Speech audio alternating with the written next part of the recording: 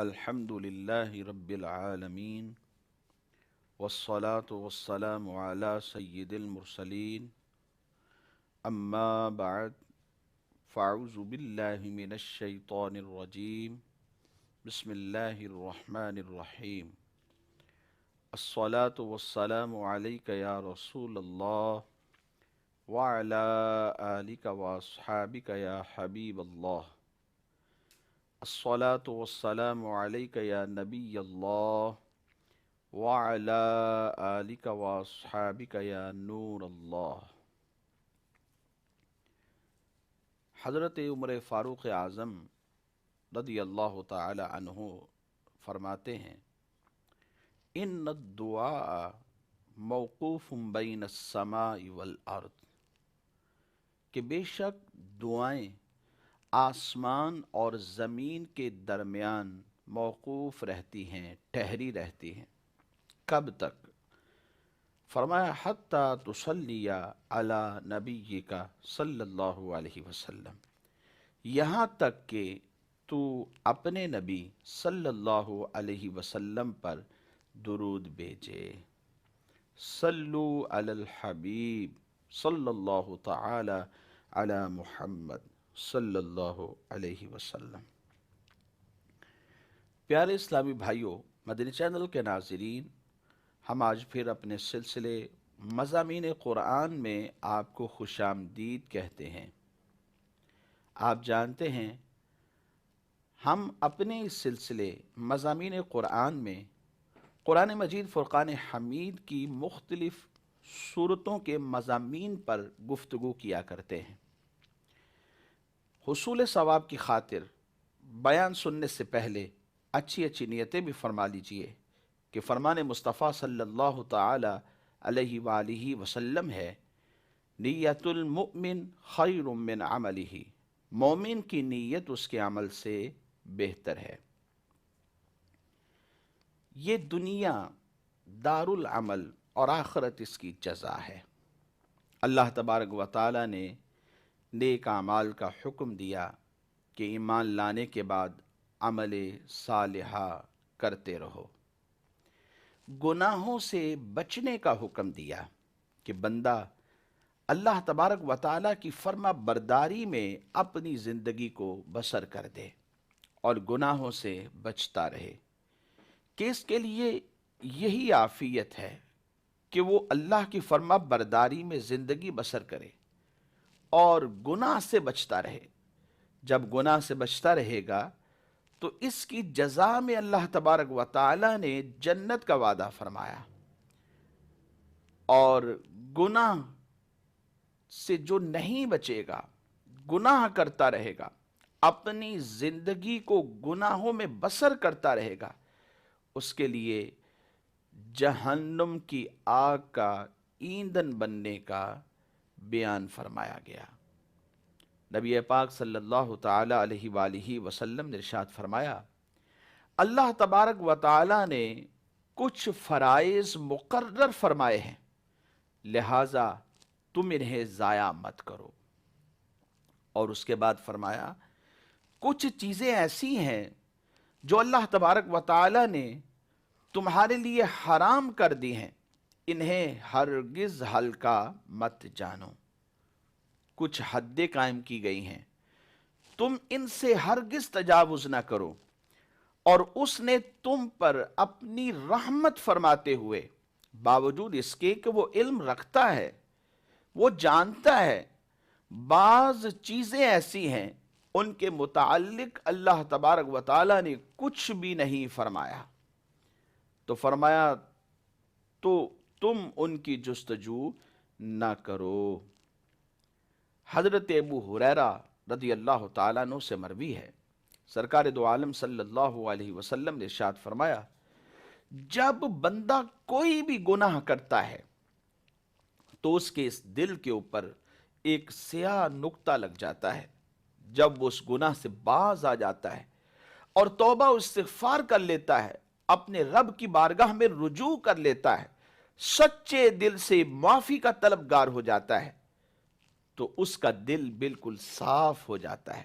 وہ جو سیاہ نقطہ لگ چکا تھا وہ ختم کر دیا جاتا ہے، اللہ کی رحمت سے اس دل کو بالکل پاک و صاف کر دیا جاتا ہے۔ اور اگر وہ پھر گناہ کرتا ہے، دوبارہ گناہ کی طرف متوجہ ہوتا ہے، تو وہ نقطہ بڑھتا ہے، یہاں تک کہ اس کا جو پورا دل ہے، فرمایا وہ سیاہ ہو جاتا ہے۔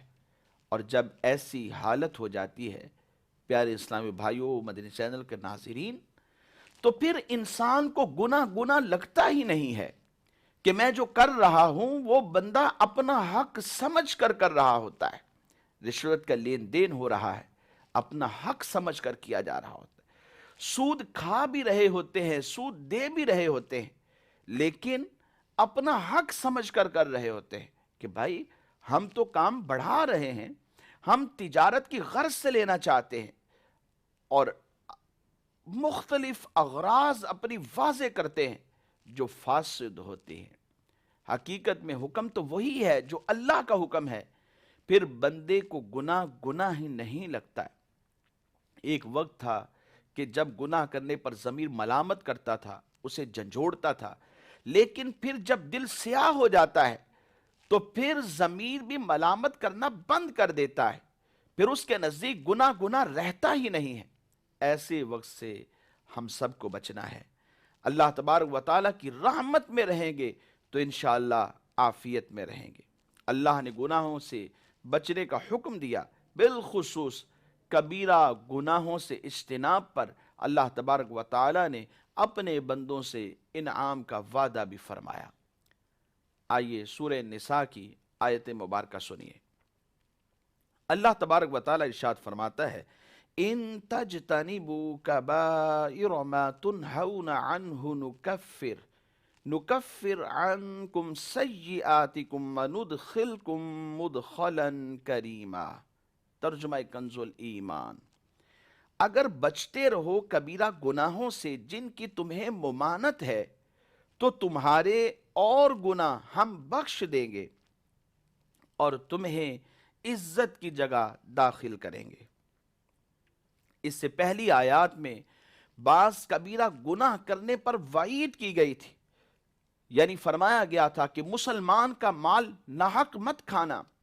یا ایہا الذین آمنوا لا تأکلوا اموالکم بینکم بالباطل، مسلمان کا مال ناحق طریقے سے، باطل طریقے سے مت کھانا، اور اگر کسی نے ایسا کیا تو وہ ظلم کرنے والا ہے، وہ زیادتی کرنے والا ہے، اور ایسے شخص کو آگ میں ڈالا جائے گا۔ اللہ اکبر۔ اور اس آیت مبارکہ میں کبیرہ گناہوں سے بچنے پر اللہ تبارک و تعالیٰ نے اپنے بندوں سے ایک وعدہ فرما لیا کہ کبیرہ گناہوں سے بچنے پر صغیرہ گناہ بخشے جائیں گے اور عزت کی جگہ پر داخل کیا جائے گا، اور وہ عزت کی جگہ جنت ہے۔ کبیرہ گناہوں کی تعریف کیا ہے اور ان کی تعداد کتنی ہے؟ کبیرہ گناہ وہ گناہ ہوتے ہیں جس کا مرتکب قرآن و سنت میں بیان کی گئی کسی خاص سخت وعید کا مستحق ٹھہرے، اسے کبیرہ گناہ کہتے ہیں۔ کبیرہ گناہوں کی تعداد بھی مختلف بیان کی گئی، کہیں پر 7، کہیں پر 10، کہیں 17 اور کہیں 40 اور کہیں 700 گناہ کبیرہ بیان کیے گئے۔ کبیرہ گناہوں کے بارے میں ایک مشہور حدیث ہے، حضرت عمر بن حزم رضی اللہ تعالی عنہ سے مروی ہے، رسول اکرم صلی اللہ تعالی علیہ وآلہ وسلم کا فرمان ذی شان ہے، قیامت کے دن اللہ تبارک و تعالی کے نزدیک سب سے بڑے گناہ یہ ہوں گے: اللہ تبارک و تعالی کے ساتھ شرک کرنا، کسی کو شریک ٹھہرانا۔ اللہ تبارک و تعالی کے ساتھ کسی کو شریک ٹھہرانا یہ کبیرہ گناہوں میں سے ایک گناہ ہے، یہ انسان کو دائرہ ایمان سے خارج کر دیتا ہے، ایسا بڑا گناہ ہے۔ اور فرمایا گیا لا تشرک باللہ، اللہ کے ساتھ کسی کو شریک مت ٹھہرانا، اگرچہ تجھے قتل ہی کیوں نہ کر دیا جائے، اگرچہ تجھے جلتی ہوئی آگ میں ہی کیوں نہ ڈال دیا جائے، پھر بھی اللہ تبارک و تعالیٰ کے ساتھ کسی کو شریک مت ٹھہرانا۔ اس کے بعد فرمایا کہ مسلمانوں کو ناحق قتل کرنا یہ بھی کبیرہ گناہ ہے، جنگ کے دن راہ خدا عز و جل میں جہاد سے فرار ہو جانا، کہ اسلام کو مسلمانوں کو اس کی ضرورت تھی اور یہ میدان جنگ سے بھاگ گیا، فرمایا یہ بھی کبیرہ گناہ ہے۔ والدین کی نافرمانی کرنا، ماں باپ کی نافرمانی، یہ کبیرہ گناہوں میں سے ہے۔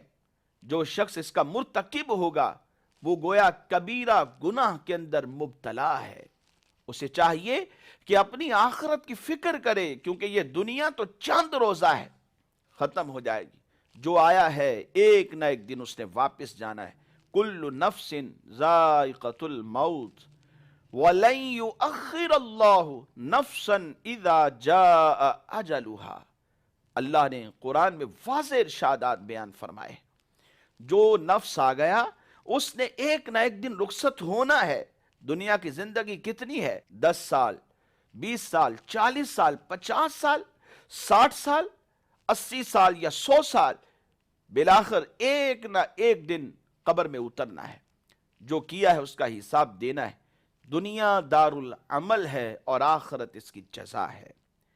اور فرمایا کہ 5واں کبیرہ گناہ پاک دامن عورتوں پر تہمت لگانا، جادو سیکھنا یہ بھی گناہ ہے، سود کھانا اور یتیم کا مال کھانا یہ بھی کبیرہ گناہوں میں سے ایک گناہ ہے۔ تفسیر صراط الجنان میں چند کبیرہ گناہ بیان کیے گئے ہیں۔ آئیے اپنے علم کے لیے اور پھر اس سے بچنے کی نیت کرتے ہوئے سماعت فرمائیے۔ اللہ تبارک و تعالی کا کوئی شریک ٹھہرانا یہ کبیرہ گناہ ہے۔ ریاکاری یہ کبیرہ گناہ ہے۔ عمل کیا لیکن دکھاوے کے لیے، کہ لوگ مجھے حاجی کہیں گے، نمازی کہیں گے، قاری قرآن کہیں گے، تلاوت کرنے والا کہیں گے، راہ خدا میں خرچ کرنے والا کہیں گے، یعنی ایک لیبل مل جائے گا، ایک نام مل جائے گا کہ فلاں شخص ایک نیک آدمی ہے۔ صرف دکھاوے کے لیے عمل کر رہا ہے، ریاکاری کے لیے عمل کر رہا ہے، تو فرمایا کہ یہ کبیرہ گناہ ہے۔ ایسا انسان کو ہرگز نہیں کرنا چاہیے۔ کینہ، اور کینہ کہتے کس کو ہے؟ کینہ یہ ہے کہ انسان اپنے دل میں کسی کو بوجھ جانے، اس سے غیر شرعی دشمنی اور بغض رکھے، نفرت کرے، اور یہ کیفیت ہمیشہ ہمیشہ کے لیے اس کے دل کے اندر دوسرے مسلمان کے لیے باقی رہے۔ یہ فرمایا کہ کینہ ہے، یہ بغض ہے، اور حسد یہ بھی کبیرہ گناہوں میں سے گناہ ہے۔ تکبر کرنا، اپنے آپ کو بڑا جاننا، دوسروں کو حقیر جاننے لگنا، یہ بھی کبیرہ گناہ ہے۔ اور خود پسندی کی آفت میں مبتلا ہو جانا۔ خود پسندی کیا ہے؟ یعنی اپنے کمال، وہ خواہ کمال علم کا ہو، عمل کا ہو، مال کا ہو، سٹیٹس کا ہو، وہ کسی بھی طرح کا کمال ہو، اپنی طرف اس کو منسوب کرنا، اور اس بات کا خوف نہ ہونا کہ یہ چھن جائے گا۔ گویا خود پسند شخص نعمت کو منعم حقیقی یعنی اللہ تبارک و تعالی کی طرف منسوب کرنا بھول جاتا ہے، اور پھر اسے اپنے کارنامے تصور کرنے لگتا ہے، لوگوں میں بیان کرنے لگتا ہے اور سمجھنے لگتا ہے، اور یہ بھول جاتا ہے کہ یہ سب اللہ تبارک و تعالی کی عنایت ہے۔ خود پسندی کی آفت میں بھی مبتلا نہیں ہونا چاہیے، کبیرہ گناہ ہے۔ تکبر کی وجہ سے مخلوق کو حقیر جاننا یہ کبیرہ گناہ ہے۔ بدگمانی کی آفت میں مبتلا ہو جانا، ایمان والوں کو دھوکہ دینا۔ حضور فرماتے ہیں من غشنا فلیس منا، جس نے ہمیں دھوکہ دیا وہ ہم میں سے نہیں ہے، یعنی ہمارے طریقے پر نہیں۔ اسلام نے جو طریقہ دیا ہے وہ یہ ہے کہ مسلمانوں کے ساتھ خیانت نہ کرو، دھوکہ نہ دو۔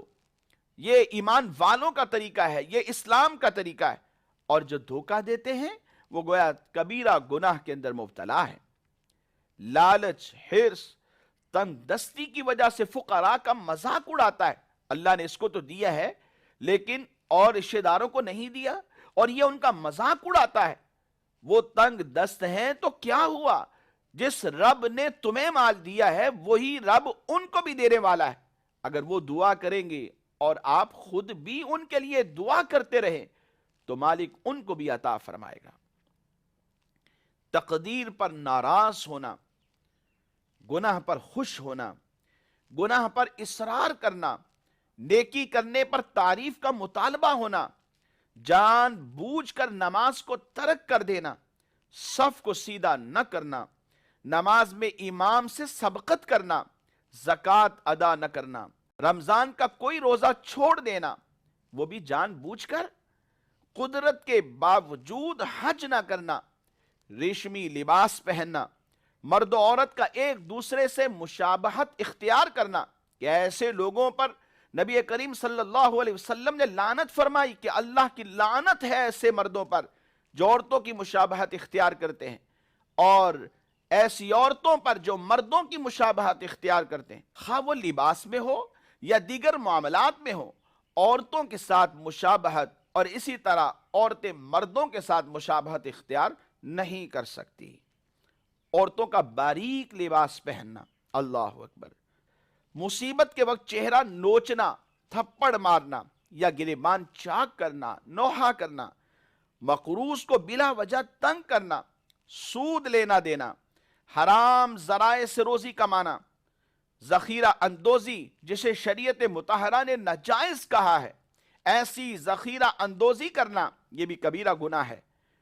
شراب پینا، بنانا اور بیچنا یہ سب کبیرہ گناہوں سے تعلق رکھتے ہیں۔ ناپ تول میں کمی کرنا، یتیم کا مال کھانا، گناہ کے کام میں مال کو خرچ کرنا یہ بھی کبیرہ گناہ ہے کہ انسان کو پتا ہے کہ یہ فلاں کام گناہ ہے، اللہ نے جو حلال مال دیا ہے اسے گناہ کے کام میں خرچ کر رہا ہے، یہ کبیرہ گناہ ہے۔ مشترکہ کاروبار میں ایک شریک کا دوسرے شریک کے حصے میں خیانت کرنا، جی ہاں، جو شراکت داری پر کام کرتے ہیں ان کو اس بات میں سمجھ جانا چاہیے کہ جو جس کا حصہ بنتا ہے وہ اسی کا ہے۔ جان بوجھ کر خیانت کر دینا، ظاہر نہ کرنا اور کسی نہ کسی طرح سے دوسرے شریک کا مال کھانا یہ باطل طریقے سے مال کھانے میں آتا ہے اور قرآن نے اس سے منع کیا۔ غیر کے مال پر ظلماً قابض ہو جانا کبیرہ گناہ ہے۔ اجرت دینے میں تاخیر کرنا، بلا وجہ، جان بوجھ کر، بغیر کسی وجہ شرعی کے، اور امانت میں خیانت کرنا یہ سب کبیرہ گناہ ہیں۔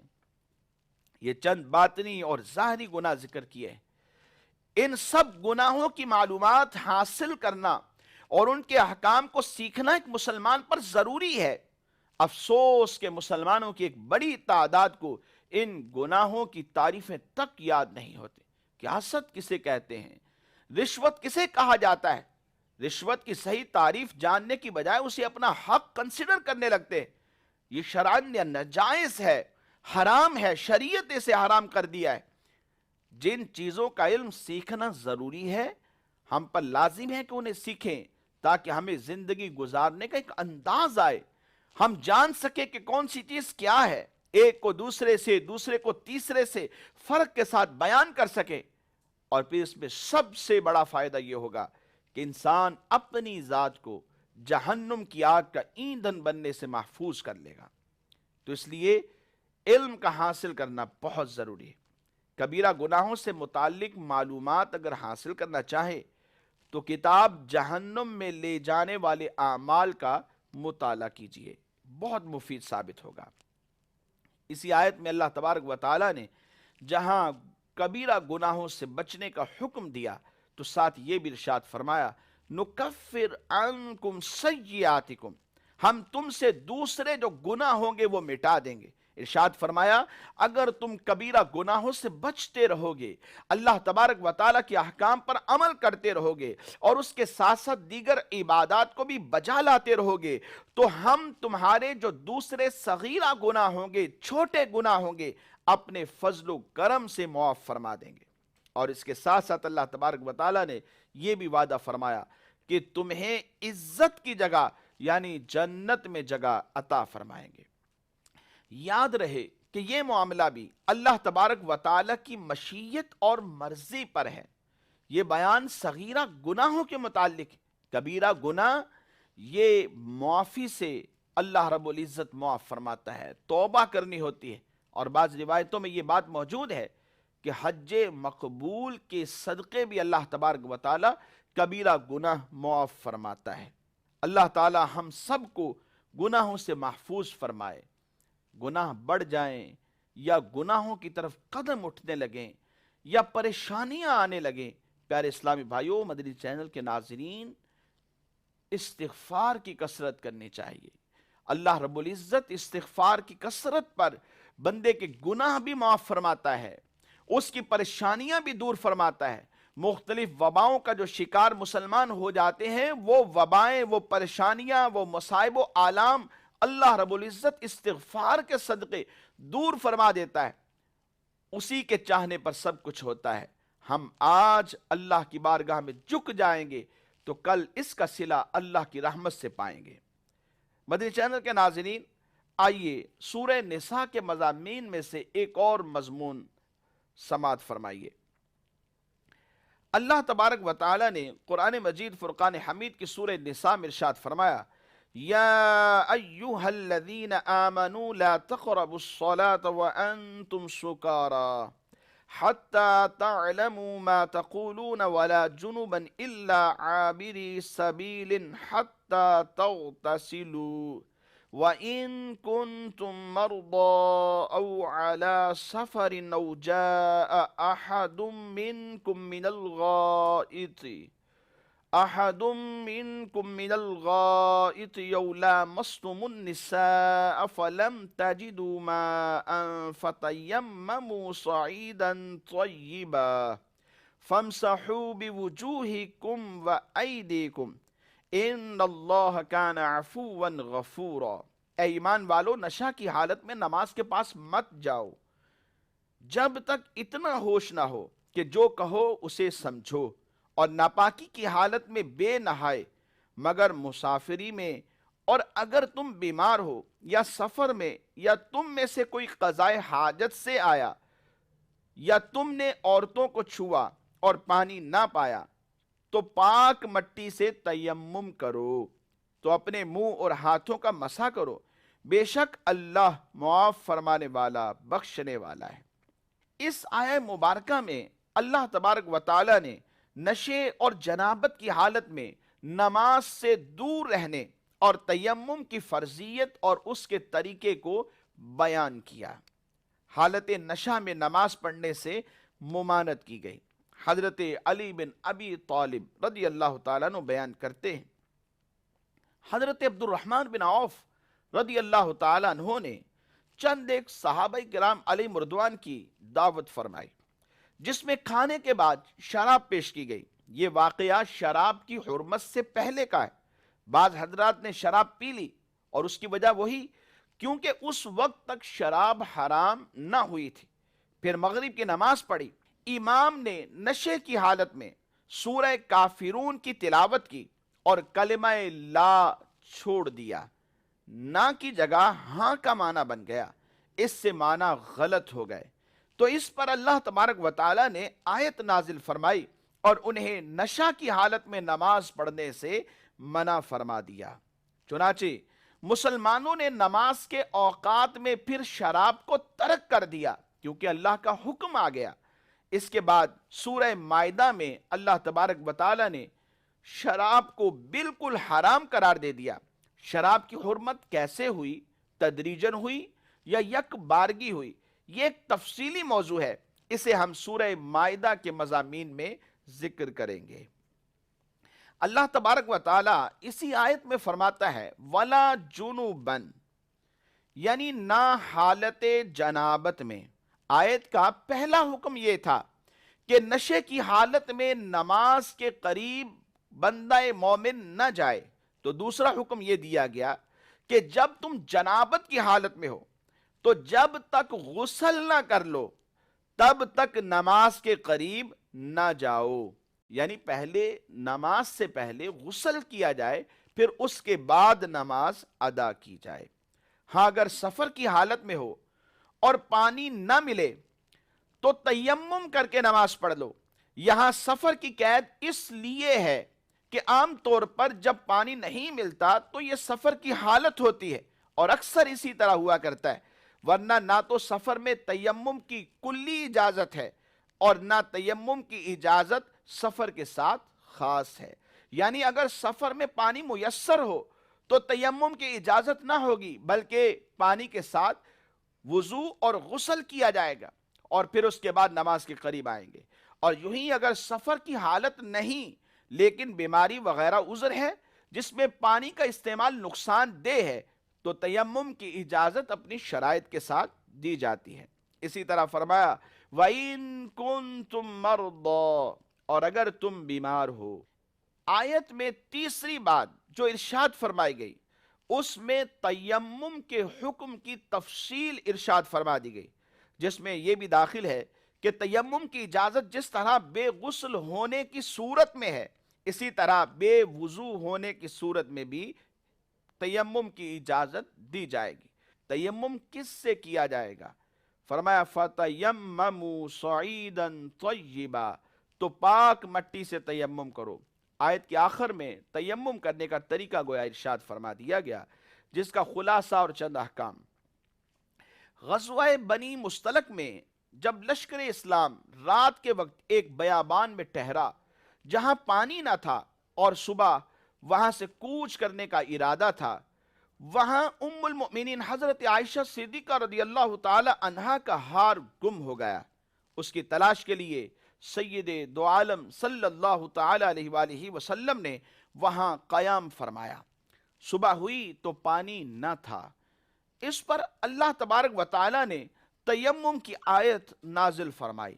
یہ دیکھ کر حضرت اسید بن حضیر رضی اللہ تعالیٰ عنہ نے کہا اے آل ابو بکر، یہ تمہاری پہلی ہی برکت نہیں ہے، یعنی تمہاری برکت سے مسلمانوں کو اللہ تبارک و تعالیٰ نے بہت ساری آسانیاں عطا فرمائی ہیں اور بہت سارے فوائد بھی عطا فرمائے۔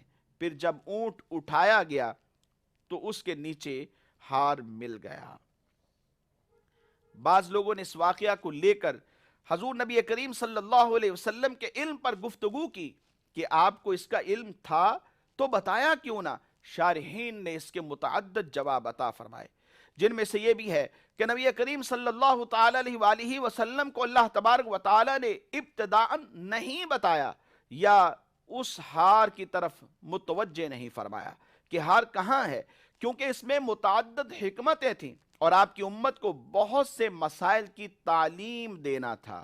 حضرت عائشہ صدیقہ رضی اللہ تعالی عنہا کے ہار کی وجہ سے سرکار دو عالم صلی اللہ علیہ وسلم کا وہاں قیام فرمانا حضرت عائشہ صدیقہ رضی اللہ تعالی عنہا کی فضیلت و مرتبے کو ظاہر فرماتا ہے، اور صحابہ کرام علیہ مردوان کے ہار تلاش کرنے میں اس بات کی ہدایت بھی موجود ہے کہ حضور تاجدار انبیاء صلی اللہ علیہ وسلم کی ازواج مطہرات کی خدمت مومنین کی سعادت ہے۔